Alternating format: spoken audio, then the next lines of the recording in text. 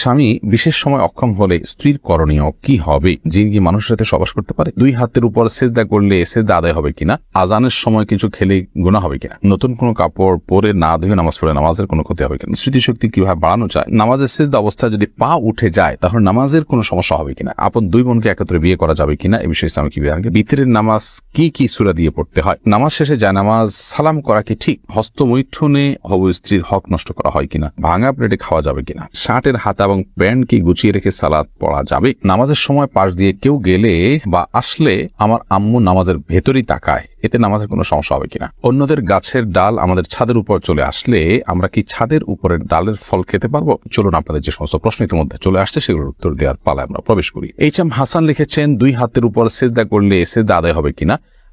সেজদা করবেন আপনি জমিনে, হাতের উপরে সেজদা করবেন না। যদি কোনো কারণে হাতের উপরে কেউ সেজদা করেন, হয়তো জমিন তার জন্য উপযোগী না বা জমিনে করার কোনো ব্যবস্থা নেই, আদায় হয়ে যাবে তার সালাত। নাহিদ ইসলাম আপনি লিখেছেন, নামাজ শেষে জায়নামাজ সালাম করা কি ঠিক? না, জায়নামাজ সালাম করার কিছু নেই। সালাম করতে হবে মানুষকে। ডানে বামে সালাম দিচ্ছেন, এরপর কোনো সালাম নাই। এরপরে কোনো কারোর সাথে আপনার হঠাৎ সাক্ষাৎ হয়েছে, সেই জায়গা থেকে আপনি সালাম দিতে পারেন, কিন্তু জায়নামাজকে সালাম দেওয়া এটি কোরআন সুন্নাহর কোনো নির্দেশনা নয়। এটি যদি সালাতের অংশ মনে করেন কেউ, সালাত পরবর্তী করণীয় মনে করেন কেউ, শরিয়া দৃষ্টিকোণ থেকে, ইসলামের দৃষ্টিকোণ থেকে, তাহলে সেটি বরং বিদআতে পর্যবেসিত হবে। ইসলামের নামে মন গড়া কোনো কিছু করলে সওয়াব হয় না, বরং আরো বিপরীতে গুনাহ হয়। জুলেখা খাতুন আপনি লিখেছেন, নতুন কোনো কাপড় পরে না ধুয়ে নামাজ পড়লে নামাজের কোনো ক্ষতি হবে কিনা? নতুন কোনো কাপড় পরলে সেটা ধুয়েই পড়তে হবে এমন কোনো বাধ্যবাধকতা নেই, কারণ নতুন কাপড় মানেই যে সেটা নাপাক, সেটাতে অপবিত্রতা আছে এমনটি দৃষ্টিতে নন আপনি, তাহলে এটি ধোয়াটা বাদ কেন হতে যাবে? তবে হ্যাঁ, আপনারা যদি নতুন কাপড় কেনার পর দেখলেন যে সেখানে কোনো নাপাক আছে, তাহলে ওই জায়গায় সেই নাপাকটা ধোয়াটাই হলো আবশ্যক। অতএব শরীর দৃষ্টিকোণ থেকে নতুন কাপড় ধুয়ে পড়তে হবে এমন কোনো বাধ্যবাধকতা নেই। আশফাকুর রহমান আপনি লিখেছেন, স্মৃতিশক্তি কিভাবে বাড়ানো যায়? আমার তেমন কিছুই মনে থাকে না, একদিকে পড়ি অন্যদিকে ভুলে যাই। আল্লাহ মাফ করুন, যদি এই পরিস্থিতি হয় তাহলে সেক্ষেত্রে প্রথমত গুনাহ এবং অপরাধ এবং পাপের কাজগুলো আপনার পরিহার করে চলা উচিত, বিশেষভাবে যত্ন সহকারে। সেই সাথে আল্লাহ তাআলার কাছে দোয়া করা উচিত স্মৃতিশক্তি বাড়ানোর জন্য। সুমন আহমেদ আপনি লিখেছেন, নামাজের সিজদা অবস্থায় যদি পা উঠে যায় তাহলে নামাজের কোনো সমস্যা হবে কিনা? সিজদা অবস্থায় যদি পা সামান্য উঠে আবার আপনি জায়গায় নিয়ে গেছেন, কোনো অসুবিধা হবে না। আর যদি পুরো সিজদা জুড়ে উঠে থাকে তাহলে আপনার নামাজ হবে না, কারণ নবী করিম সাল্লাল্লাহু আলাইহি ওয়াসাল্লাম বলেছেন, আমি উমিরতু আন আসজুদা আলা সাবআতি আযমিন, 7টি অঙ্গের উপরে, 7টি হাড্ডির উপরে, শক্ত অঙ্গের উপরে আমাকে সিজদা করতে নির্দেশ করা হয়েছে। তার মধ্যে কপাল আর নাক, 2 হাত, 2 হাঁটু এবং 2 পায়ের যে আঙ্গুলগুলো সেগুলো। অতএব এগুলোর কোনো একটা যদি আপনার এই 7টি অঙ্গের কোনো একটি যদি সরে যায় সামান্য সময়ের জন্য, অসুবিধা নেই, আবার তিনি জায়গা নিয়ে গেছেন। কিন্তু যদি পুরো সালাত জুড়ে, পুরো রাকাত জুড়ে, সিজদা জুড়ে তার এটা যদি পৃথক থাকে তাহলে সেক্ষেত্রে সেটি জায়েজ হবে না এবং সে নামাজ হবে না, কারণ এটা ওয়াজিব এই 7টা অঙ্গের উপরে সিজদা করা। মোহাম্মদ আব্দুর রাকিব আপনি লিখেছেন, হস্তমৈথুনে হবু স্ত্রীর হক নষ্ট করা হয় কিনা? এটি আপনার স্বাস্থ্য নষ্ট হয়, আপনি নিজের হক নিজে নষ্ট করছেন, নিজের আমল নষ্ট করছেন, এবং এর মাধ্যমে যদি আপনার যৌন শক্তি কমে যায় সেক্ষেত্রে আপনি স্ত্রীর হক নষ্ট করছেন। অবশ্যই সেজন্য এটি নাজায়েজ এবং গুনাহের কথা, হারাম। আবু সাইদ আব্দুল্লাহ আপনি লিখেছেন, শার্টের হাতা এবং প্যান্ট কি গুছিয়ে রেখে সালাত পড়া যাবে?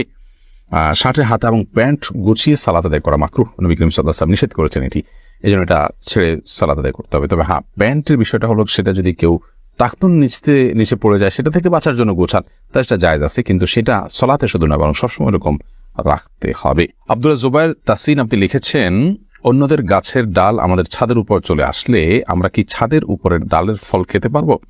না, আপনার ছাদের উপরে ডাল চলে আসছে দেখে আপনার জন্য ফল হালাল হয়ে যাবে না। তবে আপনি সেই ব্যক্তিকে রিকোয়েস্ট করতে পারেন এবং দাবি তুলতে পারেন যেন আপনার জায়গা থেকে গাছের ডালটা সরায় নেওয়া হয়, এবং যদি আপনার কোনো অসুবিধা না হয় আপনি ছাড় দিতে পারেন, কিন্তু আপনি এর ফল খেতে হলে অবশ্যই মালিকের অনুমতি আপনাকে নিতে হবে। আপনি এখানে চলে আসতে দেখেই আপনি কিন্তু মালিক হয়ে যাননি। তর্নি আইডি থেকে আপনি লিখেছেন, নামাজের সময় পাশ দিয়ে কেউ গেলে বা আসলে আমার আম্মু নামাজের ভেতরই তাকায়, এতে নামাজের কোনো সমস্যা হবে কিনা? না, অবশ্যই তার দিকে তাকানো উচিত নয়, কারণ সালাতরত অবস্থায় কেউ যাচ্ছে তার দিকে আপনি তাকানোটা আপনার সালাতের যে খুশু এবং ক্ষুদ্রতার বরখেলাফ হয়। বাট যেটি করা উচিত সেটি হলো, নবী আলাইহিস সালাম বলেছেন, তোমার সালাতের সামনে যদি কেউ যায় তাহলে সেক্ষেত্রে তাকে বাধা দাও। কোনো বর্ণনা আছে তাকে তার সাথে লড়াই লিপ্ত হয়, কারণ সে শয়তান, কারণ সে তোমার মনোযোগকে নষ্ট করছে, তোমার সালাতের এরিয়ার মধ্যে এসে সে তোমার দৃষ্টিকে আকর্ষণ করে ফেলছে এবং মনোযোগে ব্যাঘাত সৃষ্টি করছে। এই জন্য তাকে বাধা দিতে বলা হয়েছে। সেই বাধার অংশ হিসাবে এরকম হাত দিয়ে তাকে ইশারা দিয়ে দেওয়া যেতে পারে যদি সে টের না পায়। আর এর বাইরে তার দিকে তাকিয়ে থাকলে তো কোনো লাভ নাই, বিধায় তাকিয়ে নিজের সালাতের মনোযোগ নষ্ট করার তো কোনো যৌক্তিকতা নেই, বিধায় আপনার আম্মাকে বলতে হবে এই কাজটি করা যাবে না। ফয়সাল আহমেদ আপনি লিখেছেন, টিকটিকি দেখলে কি মারতেই হবে, প্রয়োজনে কি খুঁজে খুঁজে মারতে হবে? বিষয়টা নিয়ে খুব দ্বিধাদ্বন্দ্বে আছি, জানাবেন প্লিজ। না, খুঁজে খুঁজেই আপনাকে মারতে হবে এমন কিছু এমন কোনো বাধ্যবাধকতা নেই, বরং আপনার চোখে পড়েছে উপদ্রব করে আপনি মারবেন, কিন্তু এটার জন্য আপনি খুঁজে খুঁজে বেড়াবেন, এটার পিছিয়ে পিছিয়ে ঘুরে বেড়াবেন, আপনার অনুসন্ধান করে বেড়াবেন, এই কথা হাদিসে বলা হয়নি। প্রজাপতি নীর ইয়ারি থেকে আপনি লিখেছেন, ভাঙা প্লেটে খাওয়া যাবে কিনা? ভাঙা প্লেটে খাওয়া যাবে, কোনো অসুবিধা নেই। ভাঙা আয়নায় মাথা চেহারা দেখা যাবে, সেটাতে কোনো অসুবিধা নেই। আমরা অনেকে মনে করি ভাঙা প্লেটে খাওয়া যাবে না, ভাঙা আয়নায় চেহারা দেখা যাবে না, এটা নিছকই আমাদের সামাজিক কুসংস্কার। ভাঙা প্লেটে ভাঙা অংশে জীবাণু থাকতে পারে, সেজন্য আপনি ওইটাতে খেলে অস্বাস্থ্যকর হতে পারে, সেটা তো আপনার একান্ত স্বাস্থ্যগত বিষয়, বাট সেটাও তো নিশ্চিত নয়। বিধায় ভাঙা প্লেটে খেলে যে গুনাহ হয়ে যাবে বা নাজায়েজ হবে, এটা সেরকম নয়। এবং ভাঙা আয়নায় চেহারা দেখলে কোনো অসুবিধা হবে না। রাইসানি আপনি লিখেছেন, আজানের সময় কিছু খেলে গুনাহ হবে কিনা? আজানের সময় কোনো কিছু খেলে কোনো গুনাহ হবে না। আমরা অনেকে মনে করি আজানের সময় কিছু খাওয়া পান করা যাবে না, এটা করা যাবে না, ওটা করা যাবে না। আপনি যে কোনো কাজ করতে পারেন, টয়লেটে থাকলে আপনি টয়লেটে কাজও সারতে পারেন। তবে আপনি যখন টয়লেটে নাই, পবিত্র জায়গায় আছেন বা স্বাভাবিক অবস্থা আছেন, তখন আপনি আজান শুনলে আজানের জবাব দেওয়ার চেষ্টা করবেন। এটা হলো মূল কথা। খেতে গেলে খাওয়ার ফাঁকে ফাঁকে আপনি আজানের জবাব দেওয়ার চেষ্টা করবেন, কিন্তু আজান হলে কিছু খেতে পারবেন না এমন কোনো কথা নেই। এখানে বিষয় হলো জবাব দেওয়ার চেষ্টা করবেন যদি আপনি পবিত্র জায়গায় থাকেন। এমনি মুস্তাফিজুর রহমান আপনি লিখেছেন, কোরআন কারীম যদি ভুলবশত পায়ে লাগে অথবা নিচে পড়ে যায়, করণীয় কি? ভুলবশত পায়ে লাগলে অথবা নিচে পড়ে গেলে আল্লাহর কাছে মাপ চাইতে হবে, যদি এটা অনিচ্ছাকৃত, তারপরে মাপ চাই নিতে হবে, এবং সেই সাথে ভবিষ্যতে যেন এরকমটি না হয় সেজন্য সাবধানতা অবলম্বন করতে হবে। এর কারণে আপনার বিশেষ কোনো কাফারা নাই। আমরা ছোটবেলা থেকে যে সমস্ত কথা শুনে আসছি যে এর কারণে এত কেজি লবণ দিতে হবে, চাল দিতে হবে গরিব ইত্যাদি, কিন্তু আমাদের নিজেদের মন গড়া নানান কথাবার্তা। মূলত যদি পড়ে যায়, ইচ্ছাকৃত নয় বরং ভুলে পড়ে গেছে, তাহলে সেক্ষেত্রে সেটার কারণে আপনার বিশেষ কোনো করণীয় নাই, সামনে থেকে সাবধানতা অবলম্বন করতে হবে, এবং যেটি হয়ে গেছে আল্লাহ কোরআনের প্রতি অনিচ্ছাকৃত, তার জন্য আল্লাহর কাছে মাপ চাইতে হবে। লাইলা নূর কদর এআইডি থেকে লিখেছেন, স্বামী সিগারেট খেলে ওয়াইফের করণীয় কি? ওয়াইফে তাকে বোঝাবেন, যথাসম্ভব নিজে না পারলে অন্য কাউকে দিয়ে বোঝাবেন, আল্লাহর কাছে দোয়া করবেন, তারপর তিনি যদি ফিরে না আসেন একান্ত তার গুনাহ হবে, ওয়াইফ অন্তত দায় মুক্ত হবে। মোহাম্মদ আরিফ রহমান আপনি লিখেছেন, আপন দুই বোনকে একত্রে বিয়ে করা যাবে কিনা? এই বিষয়ে ইসলামিক বিধানকে সম্পূর্ণ হারাম। আপন দুই বোনকে একসাথে বিয়ে করা যাবে না, এমনকি পৃথক করে বিয়ে করা যাবে না। এক বোন স্ত্রী থাকার সময় অন্য বোনকে বিয়ে করা যাবে না, অর্থাৎ এট এ টাইম দুজন বোন কারোর স্ত্রী হতে পারেন না, এটি হারাম। শুধু এটি নয়, এমন দুজন নারীকে একসাথে স্ত্রী হিসেবে রাখা যাবে না যেই দুজন নারীর একজন পুরুষ হলে আরেকজনের সাথে তাদের নিজেদের বিয়ে জায়েজ হতো না, এরকম সম্পর্কের দুজন নারীকে একসাথে স্ত্রী হিসেবে রাখা জায়েজ নয়। হ্যাঁ, একজনকে বিয়ে করেছেন, তার সাথে বিচ্ছেদ হলো বা তিনি মারা গেলেন, তারপর অন্যজনকে বিয়ে করেছেন, তারপর সেটি জায়েজ আছে। এরপরে মোহাম্মদ বেলাল হোসেন লিখেছেন, জিন কি মানুষের সাথে সবাস করতে পারে? জিন মানুষের স্ত্রী মিলনে মানুষের সাথে সামিল হতে পারে বলে বর্ণনা থেকে বোঝা যায়। বিশেষ করে যখন বিসমিল্লাহ কেউ পাঠ না করে তখন জিন সেখানে সামিল, খুব ভয়াবহ কথা অবশ্য। তো এই জন্য মুসলমান সব ক্ষেত্রেই, শুধু এটি নয়, আপনার খাওয়া দাওয়াতে জিন সামিল হতে পারে, ঘুমের সময়, বাসা প্রবেশের সময় তার সাথে প্রবেশ করতে পারে।